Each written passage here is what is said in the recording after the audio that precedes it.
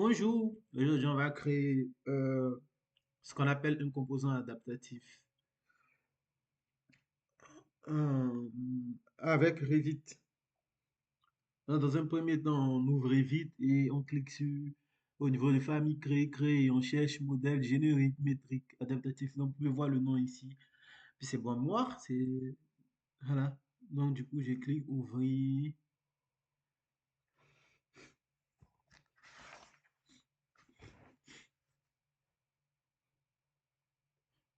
Voilà, ici on vérifie un peu bien information sur le profil, information sur le compte. Hum, Voilà, c'est bien mon compte en fait. Lila Ahmed Cyril Nassara. Point. Bah, je reviens ici maintenant. Voilà. Donc la première chose à faire ici, c'est de cliquer.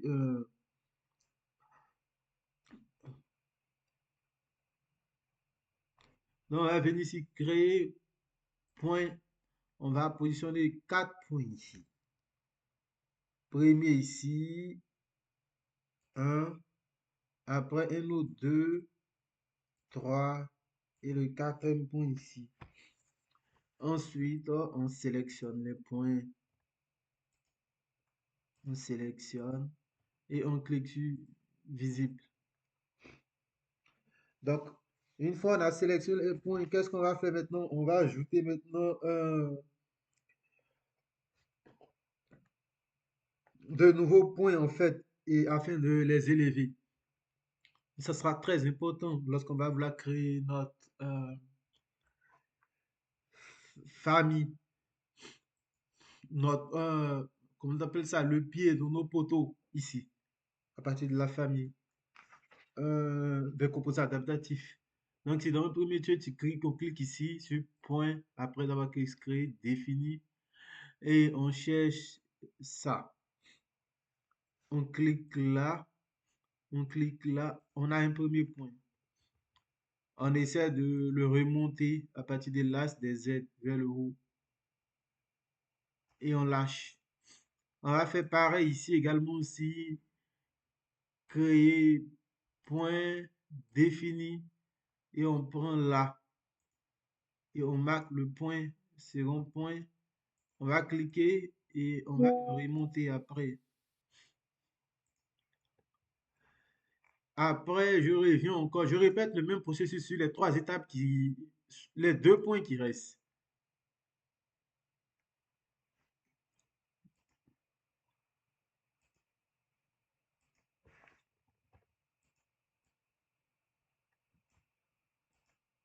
Je clique sur la des Z, on clique sur la Z et on remonte.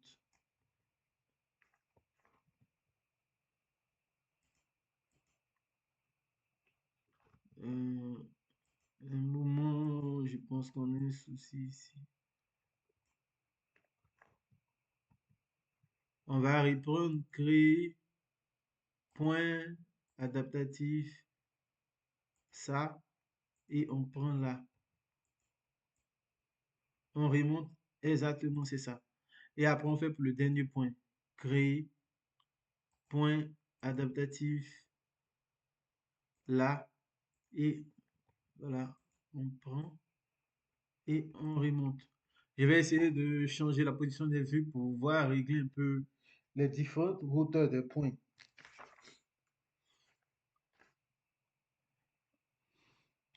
Bon, pour faciliter les choses, en fait, je vais essayer de cliquer sur les trois.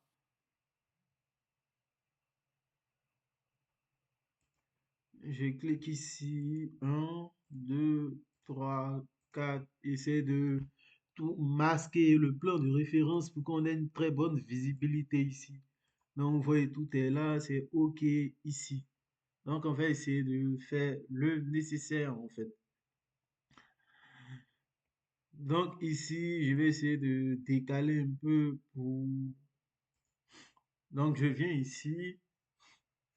C'est fait maintenant. Je vais essayer de mettre les points au même niveau. Donc, je vais essayer de jouer un peu avec ça. Je viens ici sur la vue de droite pour voir.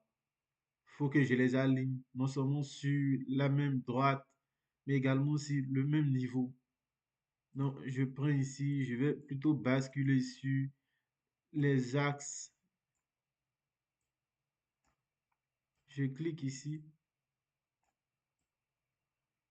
voilà, et je laisse ici.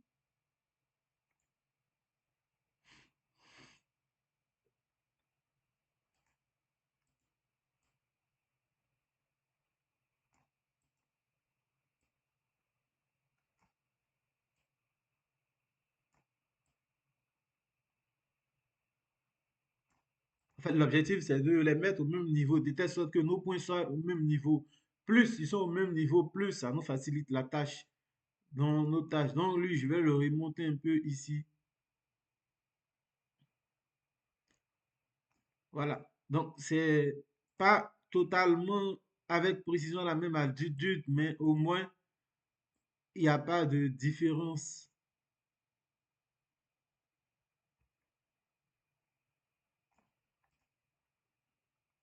Voilà, à peu près pareil, en fait. Donc, je fais pareil aussi ici.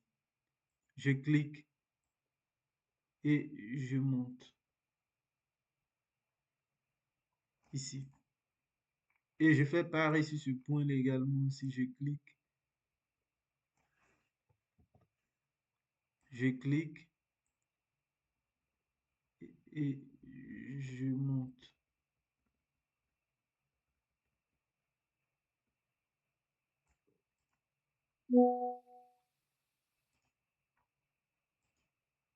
Donc voilà, je reviens maintenant ici. Donc, vous voyez, c'est à peu près pareil en fait. On a déjà fait. Maintenant, l'étape qui vient maintenant, qu'est-ce qu'on va faire maintenant? C'est, on va essayer de créer des lignes. Donc, pour pouvoir créer des lignes, qu'est-ce qu'on va faire? On va cliquer directement sur un, créer toujours un plan de référence. Et il faut vérifier que accoutrage 3D est activé et on décoche chaînage. Chaînage, on aura besoin de ça pour les opérations suivantes. Et donc, une fois c'est fait, on a ligne qui est activée ici. On a dessiné sur la face qui est là et on clique sur un moment, il y a une erreur. Donc voilà, créer plan de référence. Lui, il est activé, chaînage activé. Donc, je vais cliquer créer comme ça. Donc, je clique ici sur le point qui est là et je crée. Voilà. Après, je vais au niveau du 2. Je fais pareil. Je clique. Je vais. Niveau du 3. Je clique. Je viens pareil. Au niveau du 4. Je viens pareil.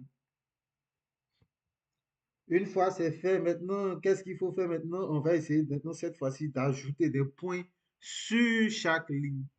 Donc ici, on va directement donc, créer et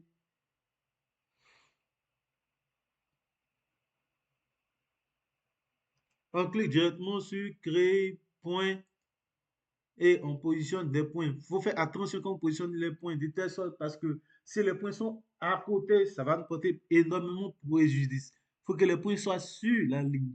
Donc je prends, je clique ici, j'ai mon point sur la ligne ici. Peu importe la position des points, les points sont servis juste à créer notre cercle et avec le diamètre. Et c'est avec le diamètre de ce cercle-là qu'on va pouvoir créer notre barre métallique ou notre barre en 3D. Non, je cherche également, je clique uniquement sur le point, ça c'est bien, sur la ligne de référence créée ici. Je cherche la ligne, j'ai cliqué OK. Ici aussi, j'ai cliqué. Non, tout est bon.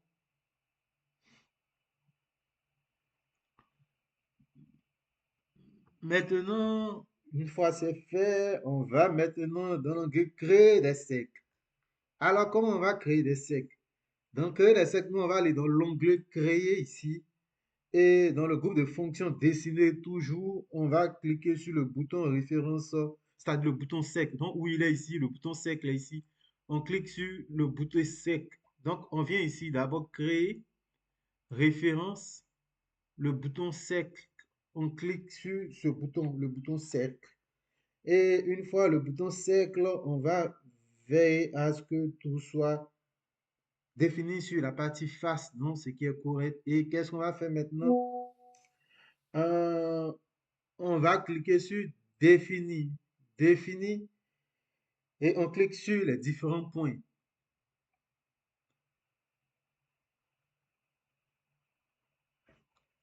Donc, on va chercher ici le point ici. Voilà. Si vous voulez, on prend le rayon combien? Bon, nous, on veut faire un cercle de diamètre 1200. Donc, on va prendre pour rayon 600 mm. Voilà. Et toujours, je cherche toujours mon centre. Il faudra que le centre du cercle soit le point qui est là. Donc, voilà, comme ça. Vous voyez, on a déjà le cercle qui est là. On va reprendre la même opération sur les différents côtés qui sont ici. Donc, on va prendre ici, créer toujours référence cercle défini. Et on va cliquer ici. On vient au 2 d'abord. On clique ici. Donc, on prend toujours le diamètre, le 1200 et on clique. Donc, il est bien là. On revient encore sur le troisième. On va donc créer référence. Oh non. Créer référence cercle défini. On va définir ça d'abord, celui-là, premier point. Et après, on active le rayon. Donc, on va prendre directement là. Et on a notre cercle qui est là. Et après, on fait le dernier enfin, on a créé référence cercle défini. On va définir d'abord.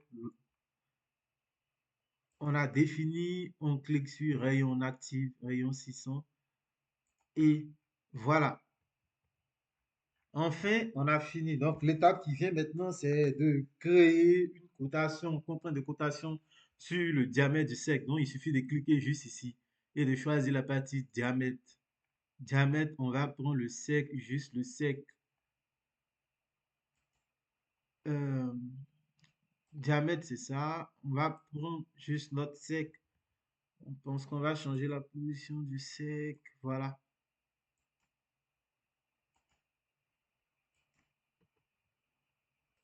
Donc ici, on a créé, on a le diamètre qui est 1200. On va faire pareil ici également aussi.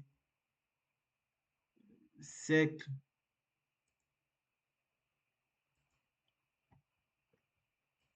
On clique ici. Donc on vient ici.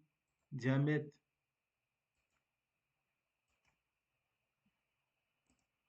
Donc on clique ici. On prend lui. On a diamètre 1200 ici également aussi. Donc on va prendre lui également aussi.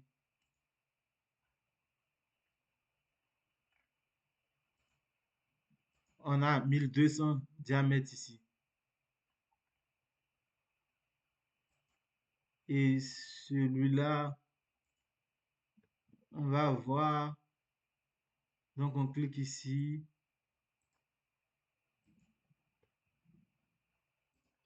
Donc ici, on a déjà procéder à la cotation. Donc, qu'est-ce qu'on va faire? On va cliquer sur l'un des rayons.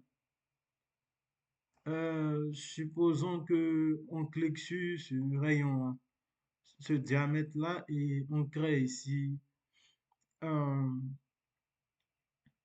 une propriété dont on va appeler D. Et je vais choisir l'occurrence. Pour le reste, il n'y a pas de souci. Et je clique sur OK. Il apparaît ici diamètre. Je sélectionne ici avec la touche CTRL ça, ça également aussi. Et je viens directement ici, je clique sur D. Donc voilà, c'est bon. OK. Donc là, c'est déjà bon. Et maintenant, la prochaine étape, maintenant, c'est de créer maintenant un groupe de fonctions. Donc, on va dessiner en fait des lignes de référence entre les points qui sont au-dessus. Donc ici, on va aller directement dans créer.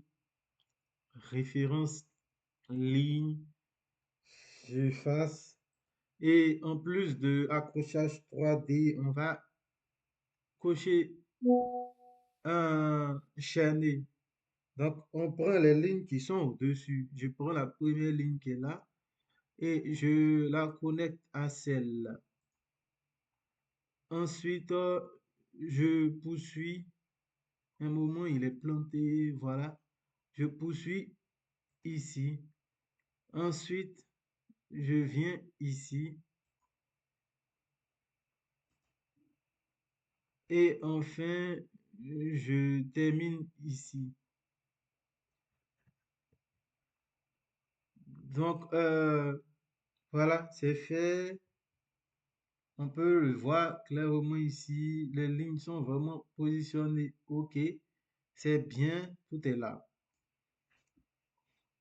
Et maintenant, une fois fait, maintenant, on va ajouter une ligne au milieu ici. Donc, je vais essayer de redresser ça un peu. Voilà. Je vais ajouter une ligne qui vient là, là. Donc, je viens toujours dans la partie créer, référence, ligne, ligne. Tout est OK, c'est coché. Donc, bon, je suppose que je vais prendre là et je crée ma deuxième ligne ici. Et une fois c'est fait, qu'est-ce que je fais? Je sélectionne les points créés. Avec la touche CTRL, je sélectionne le deuxième point créé et je clique sur définition de points. Par la suite, on va faire le même processus, mais dans ce sens-là, on va créer 3 points. Pourquoi? On va mettre un autre point qui va passer par cette ligne-là parce qu'on aura besoin de lui pour rabaisser un peu le truc là. Donc, je viens d'en créer un point, point, euh, voilà, créer point. Donc, je vais prendre un premier point ici, à ce niveau-là. OK. Je prends un deuxième point qui passe ici. Et enfin, mon troisième point qui vient ici. La position des points importe peu. Et je échappe. Je sélectionne maintenant les différents points de manière individuelle. Ensuite, et je viens, je définis les points. Donc, on a fini la définition des points maintenant.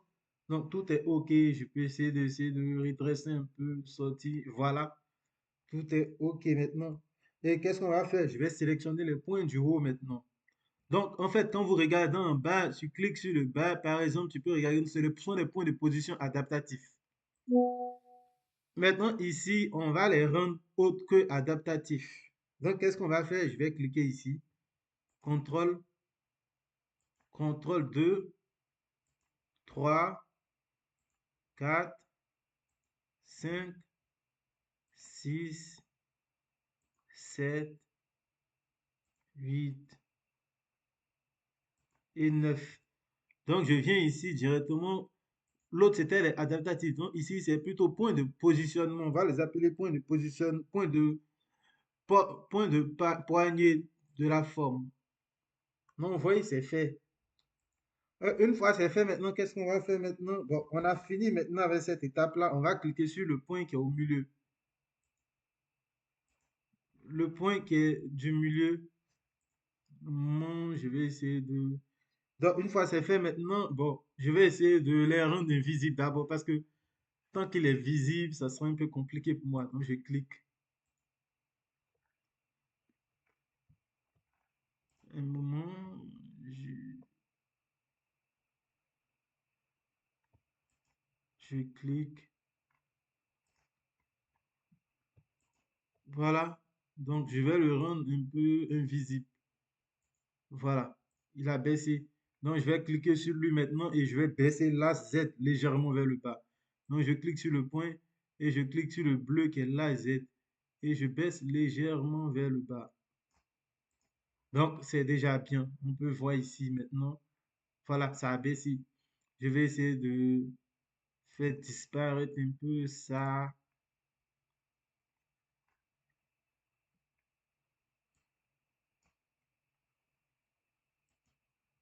Voilà.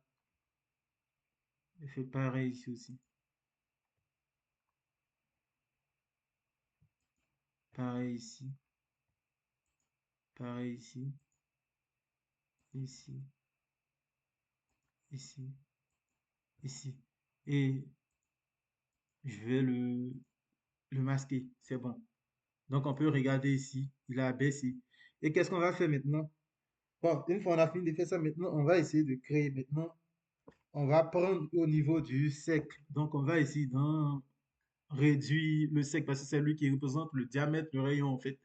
Donc, je viens ici.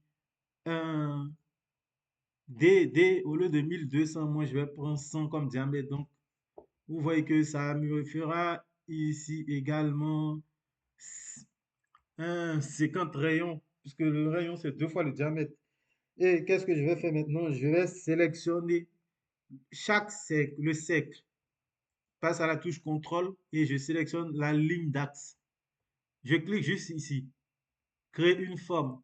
Quel type de forme? Je vais créer une forme solide. Vous voyez, la forme solide apparaît. Donc, je vais reprendre en fait le même processus ici également aussi. Donc, je clique ici, ça, et puis forme solide. C'est ce qui m'intéresse en fait, la forme solide. Je fais pareil ici. La forme solide, c'est pareil. Je fais pareil ici. La forme solide. Ok, c'est fait maintenant. La forme solide est faite maintenant. Qu'est-ce qu'on va faire? On va faire pour la partie supérieure. Donc, je vais sélectionner juste les quatre qui sont là, les quatre points qui sont là. Donc, un, 2, 3, 4, 5, 6, 7, 8 et 9. Donc, ce sont les 9 points qui sont au-dessus. Et je vais directement créer sur un... Je vais ignorer plutôt le point du... Voilà. J'ai sélectionné en fait, donc du coup, un moment, je vais sélectionner plutôt les trois lignes qui sont là, une, deux et trois lignes. Et avec ces trois lignes-là, je vais aller dans le bouton créer référence et cliquer sur le bouton créer une forme. Donc ici, quel type de forme je vais créer? Toujours solide pour voir ce que ça donne. Donc vous pouvez voir ici en fait. On a ici en fait, c'est un exercice qui est basique. Exercice basique sur lequel on essaie de créer une forme, en fait, comment on dirait ça? Un composant adaptatif en fait. Mais avec des vidéos qui viendront par la suite, on va faire un peu pour les figures plus complexes. Donc on peut regarder ici, on va jouer un peu avec. C'est bon, une fois c'est fait, on va jouer un peu avec. Voilà, je peux essayer. Et figurez-vous que cette forme, la famille qu'on vient de terminer là, elle peut être chargée dans un projet et y être placée. Donc il sera nécessaire de spécifier 4 points pour définir les emplacements. Donc, on peut le faire depuis une vue 3D ou même une vue en plan. Peu importe. C'est notre choix. En référence, voilà, on a ça ici.